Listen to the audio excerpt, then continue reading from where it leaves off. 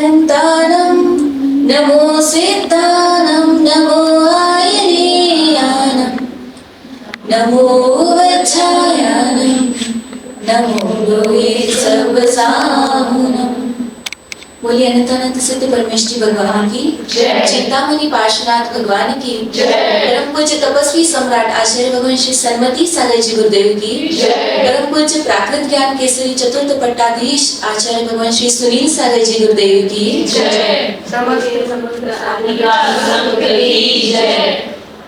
आप बहुत ही सुंदर लग रहे हो, डिसिप्लिन, एकदम शांत बैठे हो, कॉलेज स्टूडेंट नहीं लग रहे हो।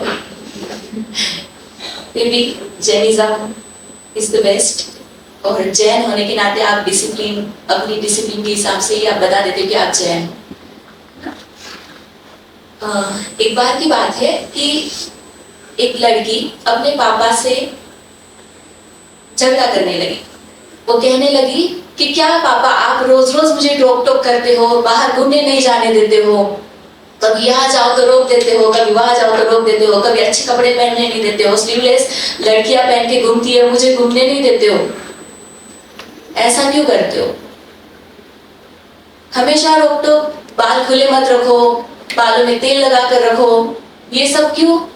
मेरा भाई भी तो है, उसे कुछ बोलो, उसे कुछ रोक टोक करो, हमेशा लड़की को ही क्यों रोक टोक करते हो? तो उसके पापा ने बहुत ही स्वीट सी स्माइल दी और उसे कहा चलो मेरे साथ। फिर उसके पापा उसको लेकर गए मार्केट में, जहां पर मार्केट में एक हार्डवेयर की शॉप थी।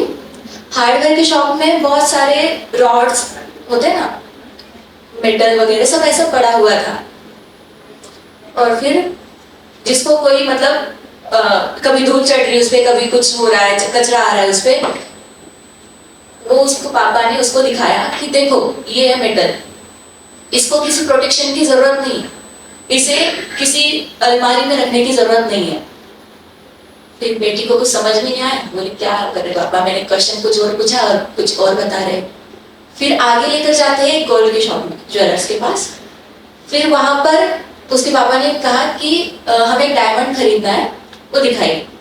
फिर उसके लिए जो शॉपकीपर था उसने गया, फिर लॉकर में खोला, फिर दूसरा लॉकर खोला, फिर तीसरा लॉकर खोला और फिर उसमें से एक डायमंड लाके दिखाया।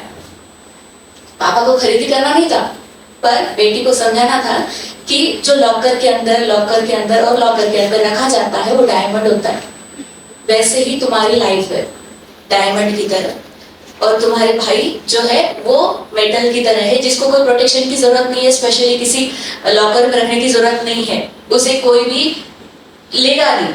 और तुम एक हीरे की तरह हो, बहुत प्रेशियस हो, इसलिए तुम्हें रोक टोक की जाती है और बहुत सारे प्रोटेक्शन के साथ तुम्हें अलमारी में लॉकर में रखा जाता है।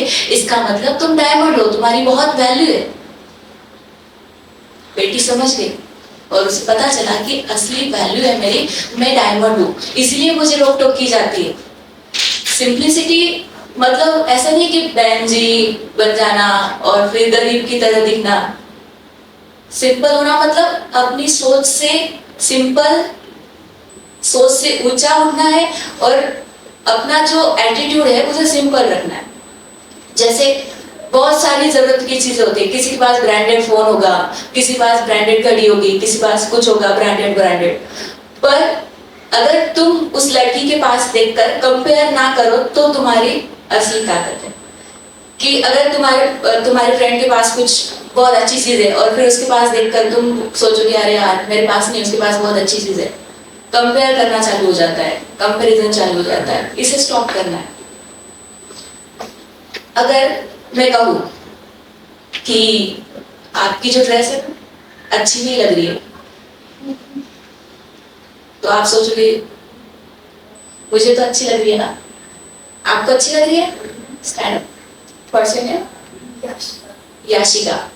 मैं कह रही हूँ कि आपकी ड्रेस अच्छी नहीं लग रही है, कैसा कलर इसका, डार्क कलर है, और दुपट्टा क्या लिया है आपने, तो आपको बुरा लगेगा?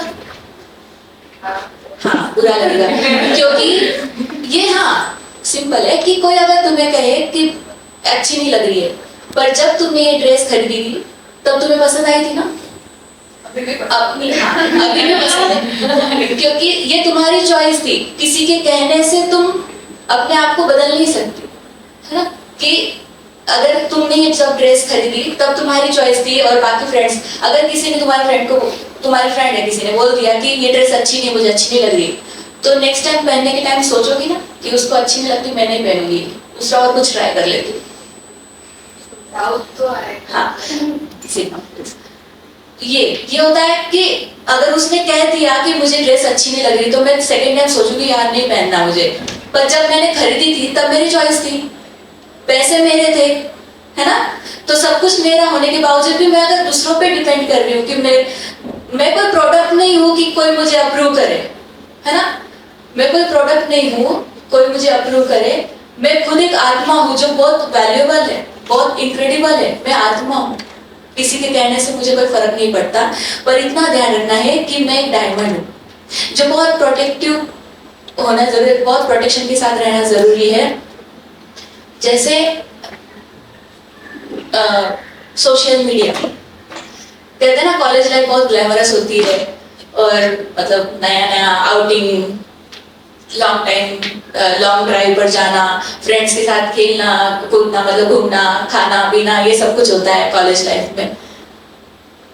पर उसको थोड़ा अगर हम अच्छे तरीके से करते हैं, अपनी लाइफ एकदम सूटेबल करते हैं, टाइम टेबल के हिसाब से करते हैं, तो और लाइफ और अपना जो गोल है अचीव करना है हमें, जो मम्मी पापा ने हमारी उम्मीदें रखी है हमसे, वो हमें अगर फुलफिल करना है उनकी उम्मीदें, तो हमें उनके कहे रास्ते पर मतलब जैसे ट्रैक पर चलना चाहिए, वैसे अच्छा जीवन जीना चाहिए।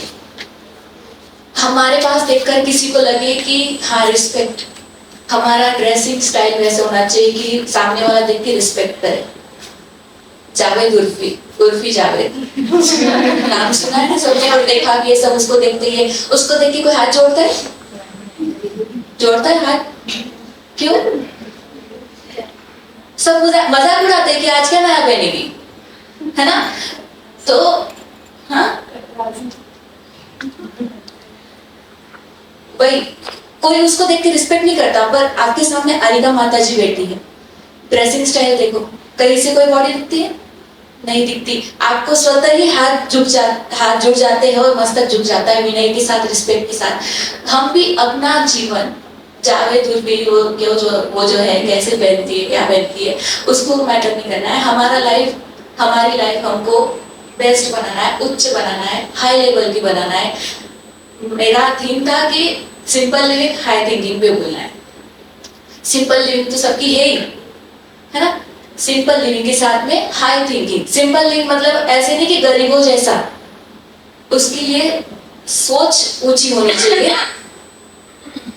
और उसके साथ हाई लेवल का, जैसे सीता और सती में इतना सारी राम वनवास में गया, फिर भी